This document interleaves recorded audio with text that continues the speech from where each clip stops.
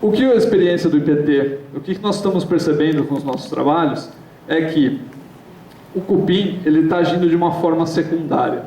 Então, num trabalho desenvolvido lá, em 91% das amostras que continham cupins, elas já estavam previamente apodrecidas por fungos. Tá? Mas isso não dá para estabelecer bem. Será que o fungo chegou primeiro ou o cupim chegou primeiro? A gente consegue ver que eles estão relacionados. Mas como? Por quê? Então, num outro experimento, onde a gente colocou dentro de um recipiente onde tinha cupins lá, nós colocamos pedaços de madeira não apodrecidos por fungos, sadios, e pedaços de madeira previamente apodrecidos por fungos. Tá? E os cupins, como vocês podem ver, preferiram lá os da direita, os pedacinhos de madeira já apodrecidos por fungos. Por quê? O fungo ele vai se alimentar de uma parte da madeira, das células, que é impalatável para os cupins. Então eles, como se fossem, limpam toda a região e deixam ali tudo, a carne limpinha, né, para o filé mignon, para os cupins irem lá e se alimentar. Então, geralmente, os cupins aí vão estar associados de uma forma secundária na deterioração de árvores. Só para mostrar que cupim não é um problema só de árvores, né? Todo mundo sabe que está presente na edificação. Se a gente vai fazer uma avaliação aí da distribuição e das espécies de cupins, a gente tem que levar em conta todo o imobiliário em volta, porque existem espaços nas casas que são ótimos lugares para os ninhos dos cupins, e pode haver esse intercâmbio aí dos cupins estarem nas árvores, mas seus ninhos nas casas e vice-versa. E, apesar de eu ter dito que os cupins geralmente estão atuando de forma secundária, como tudo na biologia tem exceção, isso depende muito das espécies vegetais. Tá? Então, o que a gente observa é que, para coníferas, os cupins eles estão atuando aí de forma mais importante. Eles apodrecem, eles atacam o lenho, independente da presença de fungos. Já nas folhosas, aí, na maioria das árvores que a gente conhece, previamente o fungo está atacando, ele é mais importante, e o cupim vai ser um organismo aproveitador. E, por último, e geralmente menos importante, relacionado à queda de árvores, são as brocas de madeira. As brocas de madeira são besouros, né? Pertencem à ordem Coleóptera, existem milhares de espécies, tá? E elas estão relacionadas com o grau de umidade da madeira. Existem espécies específicas para madeira seca, existem espécies específicas de brocas de madeira para determinadas árvores, dependendo do grau de umidade. São organismos holometábolos, né? Metamorfose completa. Eu tenho uma larvinha que eclode uma larva, essa larva se alimenta, fica grandona, vira uma pupa e que vai virar o adulto mais para frente. Essa família Cerambicidae é uma família das mais importantes relacionadas a brocas que atacam árvores. E a gente vê aí na figura da direita os buraquinhos, né? Que a gente consegue saber se uma árvore está sendo atacada por broca ou não. Como é que a broca ataca? Eu vi lá na árvore que tá cheio de buraquinho de broca. Eu vou injetar alguma coisa lá para matar as brocas. Não adianta. Por quê? Porque o indivíduo adulto coloca o ovo na árvore, esse ovo eclode, a larva se alimenta da árvore, criando aí esses caminhos que a gente consegue ver, né, por dentro do lenho. E quando ela atinge lá a fase de maturação, vira uma pupa e vira um adulto, ela sai da árvore deixando o buraquinho. Então o buraquinho é a porta de saída, não a porta de entrada. E eu falei que geralmente não é problema relacionado à queda de árvores, porque tem alguns exemplos de brocas de madeira, que já foi comentado aqui, que podem sim ter importância muito grande para a queda de árvores. Por exemplo, no caso das mungubas. Então, existem as brocas do gênero Ochroma, né, que isso aconteceu em Brasília, lá, e é um problema muito grande nas mungubas. Mungubas aí são árvores pertencentes à antiga família Bombacácea, hoje é a família Malvácea. E o que acontece? A larva ela se alimenta de toda a região da raiz, né, deixando ali a árvore praticamente sem sustentação nenhuma, ela fica toda seca, e se alguém chegar a empurrar, a árvore cai. Tá? E existe um outro organismo que também causa muitos problemas para as árvores. Esse organismo ele está presente em muitos lugares e ele se dispersa, esse é o problema, facilmente. Tá? E esse organismo ele pode causar sérios problemas nas raízes, aí, deixando as árvores sem sustentação. Ele também pode causar outras feridas nas raízes. Não contente, esse organismo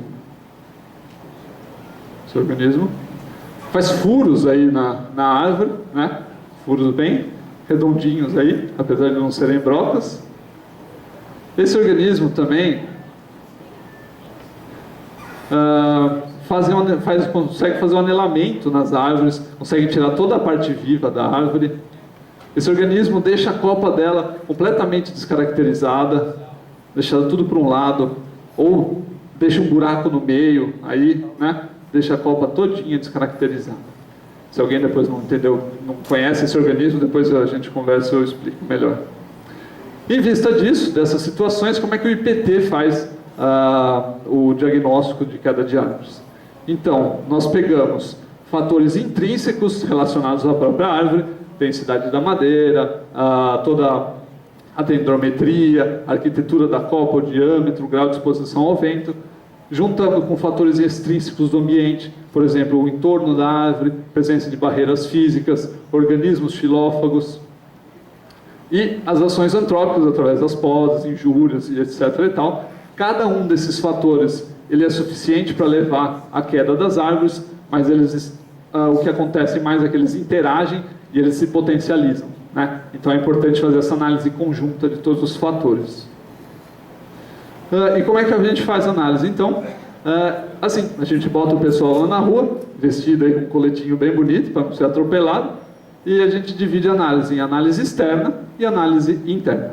Na análise interna, a gente identifica a espécie, a gente levanta suas características endométricas, DAP, diâmetro do colo, altura, tamanho da copa, etc., as condições do entorno, se tem área permeável, se tem barreira física, fitossanidade, que organismos xilófagos eu encontro ali, o estado geral. Então, vamos analisar cada parte, vamos analisar o colo como está, vamos analisar o fuste, a bifurcação, a copa, e vamos analisar também a biomecânica, os crescimentos que a árvore faz, que ela responde a alguns problemas que ela tem, que podem ser aspectos positivos, que vão garantir uma segurança maior para ela.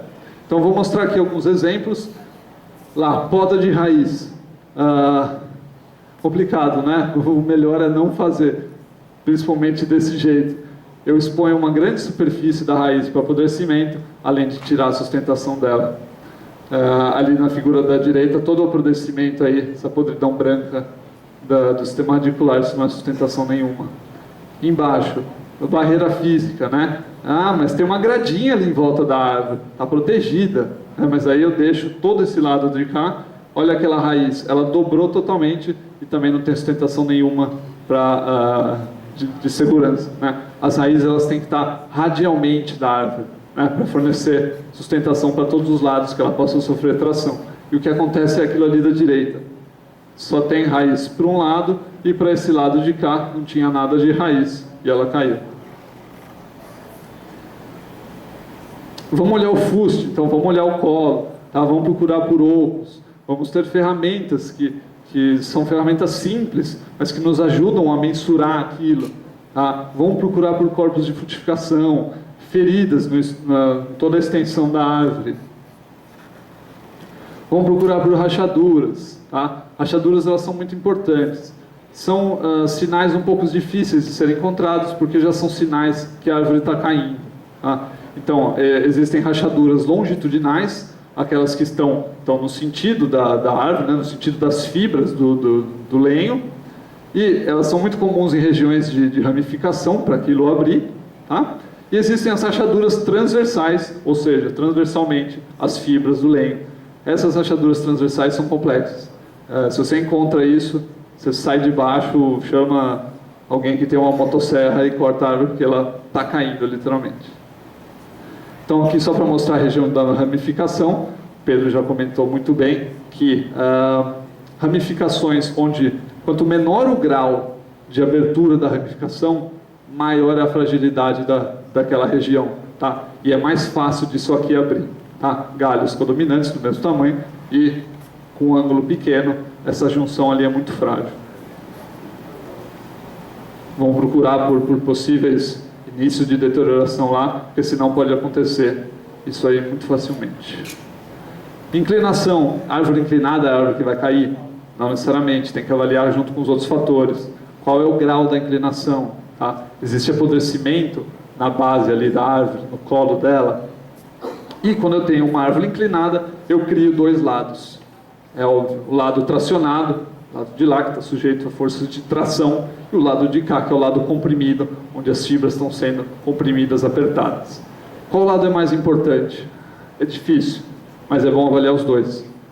No lado tracionado, é o lado que está segurando a árvore. Eu preciso ter raiz, eu preciso cavocar ali para ver se eu tenho raiz segurando ela. E no lado comprimido, as fibras da madeira, elas são menos resistentes à compressão do que à tração. Ou seja, elas rompem mais facilmente quando elas estão sendo comprimidas do que tracionadas. Então eu preciso procurar por possíveis defeitos, compressões da casca e buracos nesse lado comprimido. Outras situações que influenciam, dendrocirurgia. Não funciona.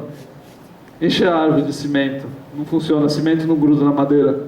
Não, mas eu chamei o melhor pedreiro da cidade, ele fez uma parede na minha casa muito boa, ele encheu de massa. Não funciona. Existe dendrocirurgia de uma maneira adequada, que normalmente é feita com materiais poliméricos, onde eu tenho uma estrutura lá dentro que vai juntar o tecido da árvore com o material polimérico para distribuir as forças. Desse jeito não. Além de muito feio, não contribui nada de segurança. Colo soterrado. Vamos colocar um vasinho, que bonitinho, um vaso na árvore, né? Como se fosse uma plantinha. Não é mais bonito, vamos tirar o vaso. Tirou o vaso, olha o que aconteceu. A árvore caiu. Por quê? Porque toda a região que ela tinha, sistema radicular para desenvolver, estava preso, acoplado àquela região do vaso ali, tá? Desse caixotinho. Tirou o caixotinho, tirou totalmente a sustentação da árvore, ela não tinha mais nada para baixo, e ela cai. Então o ideal é o planejamento, não fazer isso na hora que vai plantar uma árvore, e se já tem uma árvore onde está na situação adulta, precisa se pensar muito bem se compensa remover ou não. Mas vamos olhar fatores positivos também. Poxa, a gente só está olhando coisa ruim. Não, a árvore tem situações que ela pode crescer diferencialmente, ou mesmo situações específicas daquela espécie, que fornecem uma segurança muito maior para a queda. Então, lá na figura da esquerda, essas raízes quase que tabulares, fornecem uma segurança muito grande, apesar de eu ter uma barreira física ali. Essas costelas, entre aspas, tá? Na figura da direita, também são excelentes pontos de descarga das tensões que a árvore está submetida. Feito isso, toda essa análise externa catalogada, o protocolo preenchido, a gente vai para a análise interna. Onde a gente faz a análise interna? Preferencialmente no colo, porque é aquela região que está mais fragilizada.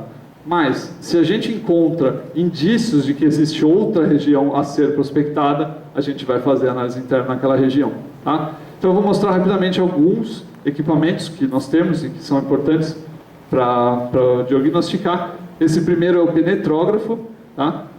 Ele é como se fosse uma furadeira mesmo, e ele tem uma broca ali de aço de 0,9 milímetros, então é uma evasão realmente muito pequena, e a gente insere, eu não tenho,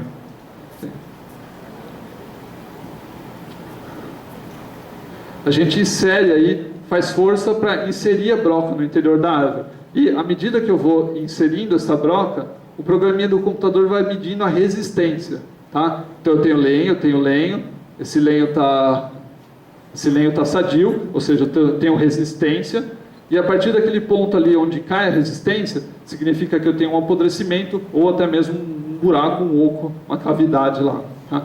Eu trouxe esse equipamento, então quem for fazer o mini curso de queda de árvores, a gente vai poder usar. É um equipamento rápido, ele traz uma análise rápida, é bom para resolver 90% dos casos, mas ele tem uma imprecisão. Por quê?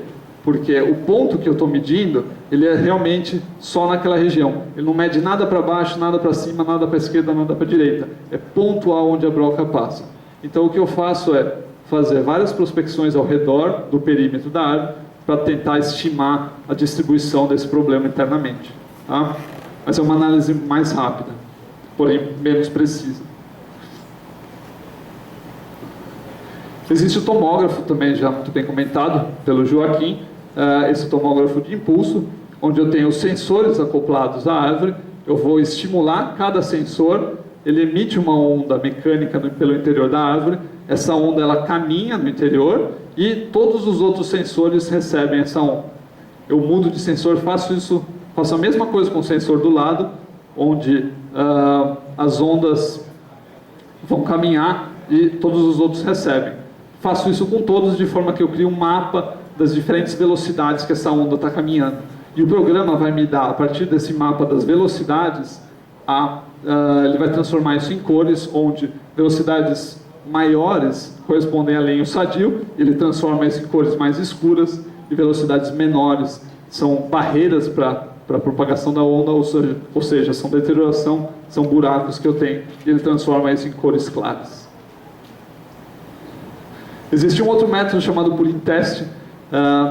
O tomógrafo, então, ele tem uma precisão muito maior, você tem um desenho lá dentro, só que ele é um método mais demorado, você não consegue fazer isso quando você está analisando 2.000 árvores.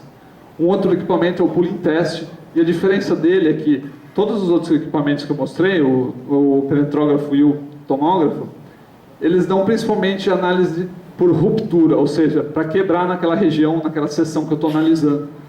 O pooling test também, mas ele dá algo a mais. Então eu aplico uma força, eu puxo a árvore, eu submeto ela à tração, e eu com o equipamento ali da esquerda meço o quanto as fibras estão se deformando, o risco de ruptura por flexão, e eu também coloco um equipamento próximo às regiões à região da raiz, onde vai me dar o quanto essa árvore está inclinando, ou seja, a ruptura pelo tombamento das raízes. Isso que é legal, mas também é um método, tem algumas imprecisões, mas também é muito demorado de se aplicar. Em vista disso, toda essa análise feita, isso está gravado num programinha, a gente insere esses dados numa caixinha preta, onde tem diversos cálculos elaborados pelo próprio PT, ou regras aí que presentes nos livros, né, que as pessoas falam para considerar em relação ao quanto eu tenho de parede sadia, etc. E a gente categoriza, a gente dá uma resposta, uma recomendação para a árvore. E essa resposta ela tem que ser no campo, tá? Porque você está vivenciando a situação. Uma mudança de conceito foi, a gente antes categorizava as árvores em baixo risco de queda e alto risco de queda. Porém, esse nome ele é meio... é ruim, né? Você dá um relatório falando X árvores estão com alto risco de queda. Meu Deus, o que eu tenho que fazer? Vai cair tudo. Então a gente mudou um pouco o paradigma e agora a gente fala em prioridade. Tá? Então existem árvores com prioridade de manejo baixo, existem árvores com prioridade de manejo alto. São árvores que eu tenho que olhar mais atentamente, seja para supressão, seja para poda, seja para o que quer que for. Eu direciono meus esforços. Então, rapidamente, alguns exemplos aí de prioridade alta. Eu tenho uma árvore onde eu tenho poda em V, deterioração na ramificação, copa desequilibrada, parasitas na copa, galhos secos. Eu tenho que ter uma atenção especial a essa árvore. Eu tenho uma outra árvore, um jacarandá, que é uma espécie bastante suscetível, com uma 87% de deterioração interna. Realmente eu tenho que analisar ela prioritariamente. Eu tenho um pau-ferro, com 50% de deterioração interna. Nesse caso a gente não recomendou a supressão, mas eu preciso, para manter a árvore, reduzir um pouco da copa dele, diminuir a ação do vento para poder manter a árvore, mas é prioritário fazer isso. E árvores menores, né, onde eu não encontro indícios de deterioração, eu vou deixar, eu tenho uma prioridade baixa, eu vou direcionar os meus esforços para as outras. Então não tem como escapar. Primeiramente, centralmente, a gente tem que ter o conhecimento. A partir do conhecimento, a gente vai conseguir progredir. Tá? E também precisa ter protocolos e equipamentos adequados para diminuir as incertezas que estão associadas com a análise do risco de queda de árvores. Também é preciso pesquisar. Existem diversos fatores que ainda não se tem uma segurança. Por exemplo, o fator das raízes. As raízes estão, em sua maioria, sob o solo. Eu não consigo enxergá-las, não consigo analisá-las. Então, o IPT, por exemplo, vai realizar um trabalho utilizando radares de penetração no solo, né? Tentar criar um mapa daquela distribuição das raízes para verificar o quão segura a árvore está ali com o seu sistema radicular. A experiência nos vai dizer, chegar numa árvore e pensar como é que essa árvore vai cair. Tá? Porque às vezes eu estou analisando a região do colo e eu tenho uma bifurcação ali, uma ramificação com um problema muito mais sério. Ou seja, a árvore não vai cair no colo, ela vai rachar ali na bifurcação. Eu tenho que direcionar os meus esforços para onde eu estou analisando. E é preciso um protocolo de inspeção adequado, a experiência do profissional, uma coleta sistemática dos dados de campo, tá? E uma análise muitas vezes que tem que ser conservadora. Se eu tenho uma árvore que está dentro de uma creche e está com um risco muito sério, eu tenho que ter um conservadorismo muito grande. E só para mostrar, em termos de era digital, não faz mais sentido a gente ir com protocolos impressos para analisar a árvore e ter que passar tudo isso para o computador depois. Tá? Então, um exemplo, o IPT tem esse software, que inclusive ele é vendido para as prefeituras, onde eu consigo fazer todo o cadastro das árvores em campo, e isso é passado, quando eu chego no escritório, para o sistema, tá? O sistema intranet. Esse software ele é composto de 4 módulos. O módulo do inventário, onde eu cadastro todas as minhas informações, todos os dados que eu mostrei aqui. O módulo para planejamento, onde eu vou ver as ruas que são prioritárias para colocar, para plantar árvores. O espaço que eu tenho, a presença de fiação, ele vai me dizer qual espécie é específica para aquela região. Um módulo para plantio, onde eu realmente estou colocando a árvore lá, eu insiro as condições da muda, o tempo que eu preciso fazer o manejo, depois ela já entra automaticamente no inventário. E também um outro módulo para diagnóstico de queda. Se caiu uma árvore, é muito importante lá ver, entender os motivos, isso faz crescer o conhecimento e marcar tudo isso. E o software também dá no módulo do inventário uma probabilidade de risco de ruptura, baseado em um modelo aí desenvolvido pelo Takashi, que foi tão já comentado aí pelo Joaquim, baseado numa escala de vento, aí, a escala de Beaufort. Então, a árvore é um problema, né? A gente tem que plantar ou não plantar? Bom, a primeira coisa é tem que mudar o discurso. Aquele discurso, eu amo verde, eu preciso da natureza, eu preciso do verde, mas não faz nada, ou quando faz de qualquer jeito. Não, é preciso atitudes concretas e planejadas. Plantar árvore é correr risco? Eu queria saber quantas árvores que estão na condição natural crescem sem a interferência do homem, qual a relação, qual a proporção entre essas árvores sem interferência do homem, qual a porcentagem delas caem, e as árvores que estão sob a ação do homem, qual a porcentagem delas caem. Eu não tenho esse estudo, mas é bem fácil de pensar uma resposta. A gente tem que aprender com exemplos de fora. Então, o tribunal alemão, julgando alguns casos de queda de árvore, ele diz que é impossível esperar que uma árvore na condição urbana seja livre de problemas. Não dá, ela está na condição urbana. Então, a minha responsabilidade é entender qual é o risco associado àquilo e agir preventivamente. A gente tem que mudar o tipo de visão, né? Essa quebra de braço entre o que é mais importante, é o homem, é a fiação, ou é a árvore, é o verde a qualquer custo. Bom, se a gente pensar no que a árvore oferece para o homem e o que o homem oferece para a árvore, tem essa relação aí, né? As árvores fornecem muito mais benefícios do que o homem para a árvore. Na verdade, o homem, quando fornece coisas, essas coisas geralmente são negativas. Então, no mínimo, a gente tem que pensar um pouco em pensar no lado da árvore, pensar em manter essa árvore, se possível. Tá? Então, precisa remover realmente, né? Eu não posso tentar, ao invés de remover a árvore, desviar o fluxo ou desviar a minha estrada daquele lugar para manter a árvore. Tá? Vamos considerar um pouco mais os dois lados aí da coisa. Esse aqui é um exemplo que eu queria trazer de como a falta de competência e a falta de modelos e protocolos adequados de inspeção de árvores, isso cria uma bola de neve. Em São Paulo, essa lei municipal, e isso ocorre no Brasil inteiro, autoriza os bombeiros a realizar poda e corte de árvores em situações de emergência. Então eu ligo para o bombeiro e eu falo, a árvore na frente da minha casa vai cair. Ele tem que ir lá e tem que analisar. Ele tem que falar se a árvore está em PQI, que é perigo de queda iminente, onde vai precisar ser feita a supressão, ou a árvore está em perigo em potencial, onde vou ter que fazer um acompanhamento, solicitar ações da prefeitura, ou em risco permanente, aí dependendo de algumas áreas, pode ir barranco, encostos e tudo mais. Só que, poxa, nem as pessoas que estão envolvidas diretamente sabem fazer essa análise de diagnóstico muitas vezes. E o bombeiro, que já tem tantas outras atividades, ainda tem que fazer isso, né? E ele não tem um suporte, não tem um treinamento adequado. E eu dei uma palestra nos bombeiros, eu sei o que acontece.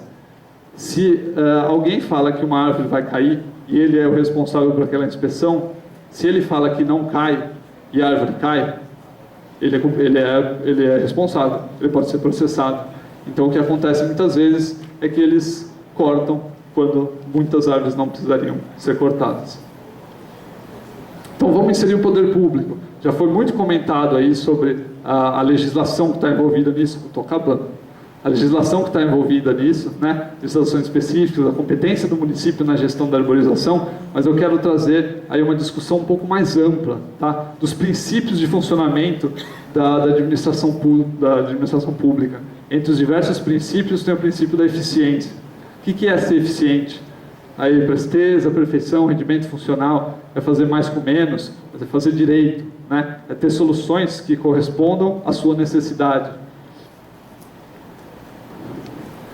E, para que essa eficiência seja alcançada, eu preciso investir, né? Então, eu preciso investir em treinamento, em desenvolvimento, em comprar equipamentos que aquela atividade necessite, tá? Eu preciso treinar os funcionários, eu preciso criar um protocolo, ter inspeções periódicas, eu preciso ter os equipamentos e eu preciso ter um plano diretor de arborização urbana, tá? Plano diretor de arborização urbana não tem outra coisa senão precisa ter e ponto. Esse plano ele vai me permitir fazer um inventário da minha situação, da minha cidade. Ele vai diagnosticar os problemas ali, quais espécies que eu tenho, quais organismos xilófagos eu tenho ali agindo predominantemente. Eu posso criar mapas de incidência de determinados problemas. Isso tudo vai nortear as estratégias de planejamento. Eu vou saber o que plantar, aonde plantar. Eu preciso de treinamento necessário para quê? As podas da minha cidade estão todas podas ali de topo. Então vamos treinar o pessoal para podas corretas, tá? Vamos entender o que essa cidade precisa e vamos agir para ela através de programas de plantio, monitoramento, trabalhos interdisciplinares. Vamos chamar arquitetos, agrônomos, biólogos, tá? Vamos fazer uma equipe pensar junta, vamos trabalhar junto com as universidades, botar os estudantes para analisar os problemas locais. Vamos criar zoneamento, determinadas regiões onde eu realmente tenho que ter uma arborização ali, ou não, determinadas regiões que a calçada não permite. Eu não posso plantar árvores de grande porte ali. E para finalizar, eu queria fechar com isso aí, que muita gente discorda de mim, mas eu queria propor um pouco essa discussão, instigar um pouco da forma que eu teria que, numa situação ideal, eu despendo mais recursos e tempo para o planejamento, ou seja, fazer toda uma análise, o plano diretor, aonde eu vou plantar, o que eu vou plantar. Depois eu realmente vou plantar com o menor esforço naquilo, e a situação está tão bem planejada que eu não vou ter conflito com a rede elétrica, eu vou ter um espaço adequado para o desenvolvimento das raízes, que eu quase não vou precisar do manejo, tá? Isso significa que eu não vou precisar olhar a árvore? Não, eu vou precisar tê-las cadastradas, monitoradas. Mas eu fiz a coisa de uma maneira tão bem planejada que a minha interferência aqui na ponta, que geralmente é o que causa tantos problemas como eu mostrei, essa maior interferência a gente transfere para o outro lado, que é onde realmente vai ter soluções positivas para que uma árvore não caia. Tá? Então, aqui está o meu contato. Quem quiser trocar mensagens, um e-mail, Facebook, por favor, a gente precisa manter essa rede trabalhando, e o que o IPT tiver para fornecer, a gente está à disposição. e a gente precisa aprender muito também com a informação que cada um aqui tem. Tá? Muito obrigado.